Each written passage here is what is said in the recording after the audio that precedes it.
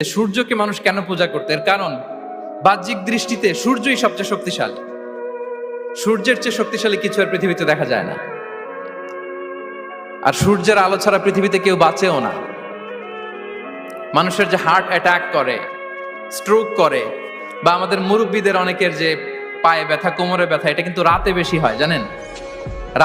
রাতের সাথে রোগের একটা সম্পর্ক আছে। এর কারণ রাতের বেলায় সূর্যের আলো নাই, ফলে মানুষ অসুস্থ হয় বেশি। এই কারণে প্রাচীন কাল থেকে মানুষ সূর্যের পূজা করত। আল্লাহ নবী ইব্রাহিম আলাইহিস সালাম, উনিও প্রথমে ভেবেছিলেন তারাই কি আমার রব, চাঁদই কি আমার রব, সূর্যই কি আমার রব।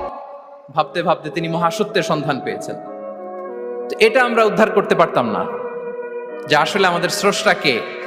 আর আমাদের মধ্যে যারা চিন্তাশীল, তারা হয়তো আমরা ভেবে একটা কুল কিনারা করতে পারতাম যে না, একজন স্রষ্টা থাকতেই হয়, না থাকলে কেমন করে হয়, কেউ না কেউ আছেন। কিন্তু তিনি যে ক্ষমাশীল,